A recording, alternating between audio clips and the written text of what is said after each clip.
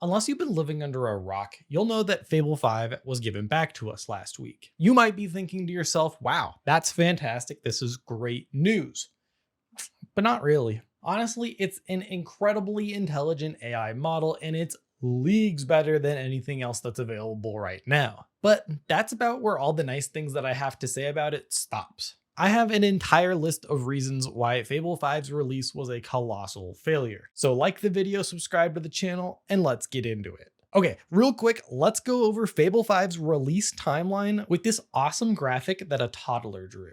On April 7th, Anthropic dropped Project Glasswing. This announced their newest model, Mythos, which was way too dangerous for public release. 2 months later, on June 9th, Anthropic releases Mythos. You know, that model that they said was way too powerful and dangerous to be released to the public? Well, just kidding. Here it is. Then, just 3 days later, the government banned Mythos. One moment it was here and then the next it wasn't. Fast forward just 18 days later, a mere 2.5 weeks, and Fable 5 is back in our loving drop-down menu in the Claude desktop app. Happy ending, right? Do I even need to say it?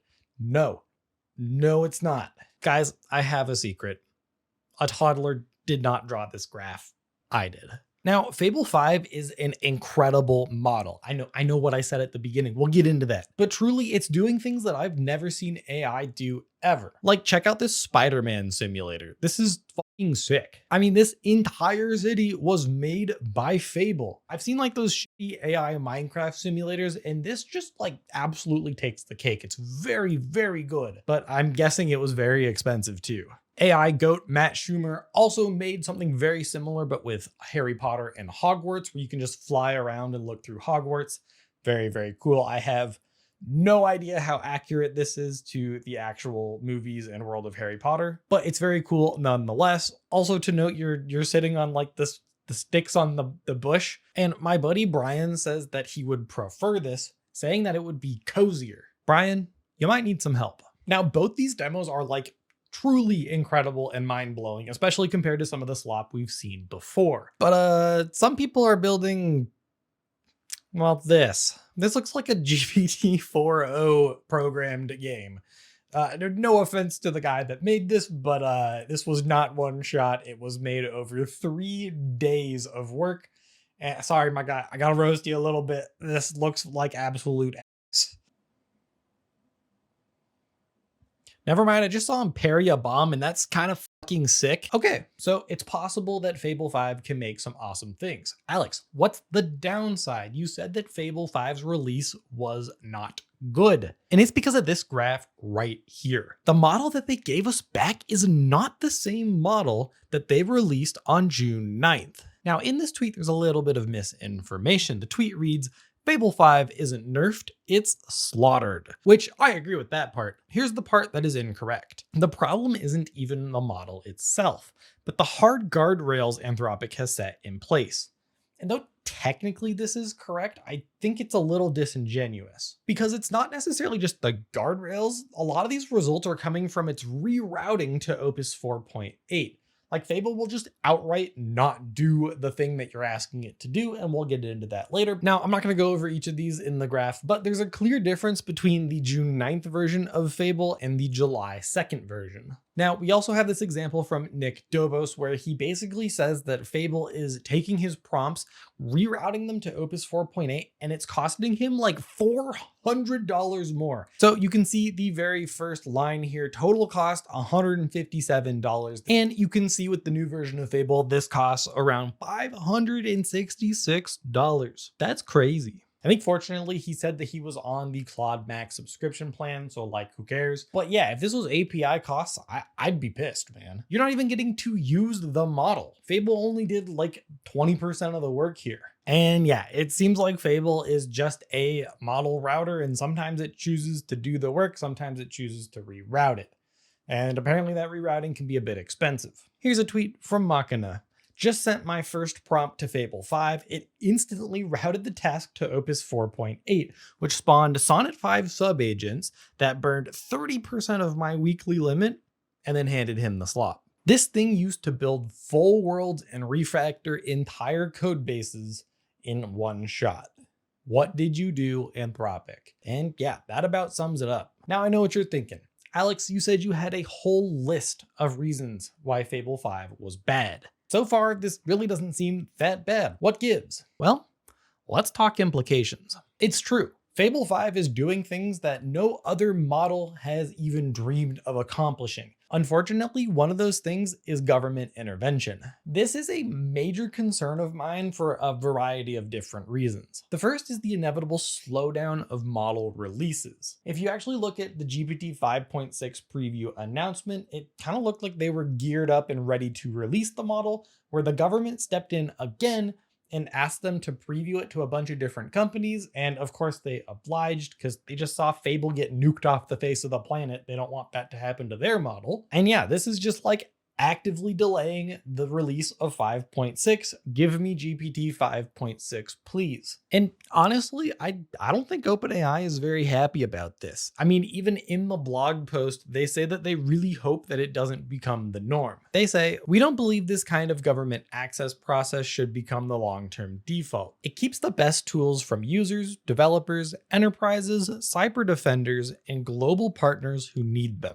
And yeah, I agree. I think everybody should be able to have access to the best models. Now, what's really weird about this to me is that this is seemingly exactly what Anthropic did with Project Glasswing, where they sent the model off to a bunch of different companies, they got feedback, they guardrailed the model based on that feedback, and then released it to the public. And that was all of their own volition. The government did not ask them to do that, as far as we know. They did it to ensure safety of the model before release. And that still wasn't enough for the government. They still stepped in and they still nuked Fable. And now OpenAI is allegedly releasing an on-par model with Fable, GPT 5.6 Soul, and the government is doing less than they did with Anthropic. Make it make sense. Honestly, my theory for this is that Anthropic has refused to work with the government multiple times throughout the last year or so. And OpenAI is basically just welcomed the government with open arms. I don't know if you remember that military deal where Anthropic said no,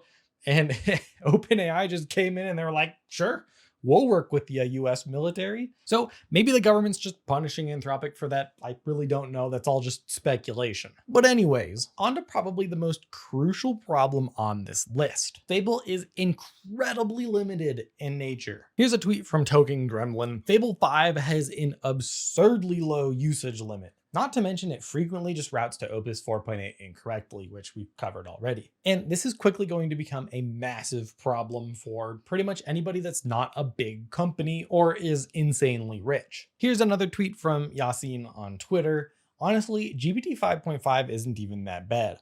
I've been using it a little bit because Fable has cost me $200 in the last 2 hours. And it's doing all the same stuff Fable was doing. GPT 5.5 is able to do the same things that Fable is doing, and it doesn't cost you $200 an hour. So what's the point of Fable? And if we pull up DeepSuite, the greatest benchmark of all time, we can see that GPT 5.5 is only slightly behind. I mean, there's a 3% difference between the two, and GPT 5.5 is a third the cost. So, okay, this isn't a huge deal, right? If everyone's getting rate limited, then it's an even playing field, right? Wrong. Fable 5 being absurdly good and at an absurdly high cost means that big companies get to win even more now. When AI came out, people were saying it was never a better time to be a startup, but I feel like with the release of Fable 5, it's never been a harder time to be a startup. Like, you can't even build at the same rate as your new competitors because you don't have unlimited tokens and an unlimited budget. Next, it seems like Anthropic is actively losing the subsidization battle. Their models are out of nowhere being priced like absurdly high, like 3 to 5 times as high as their competitors. Oh yeah, if you didn't know, you get your tokens way cheaper when you buy through the subscription as opposed to buying through API. And I'm not even joking when I say this. It is 25 times cheaper to buy the Claude Max plan than it is to go through the API. That is absolutely ridiculous. Going back to Deep Sweep, both Sonnet 5 and Fable 5 have just like insane price points, especially compared to GPT 5.5. And not to mention that Fable 5 is leaving subscriptions in just a couple days. Now, Tariq, who works on Claude Code at Anthropic, said they're planning on restoring Fable access to the subscriptions as soon as capacity allows it.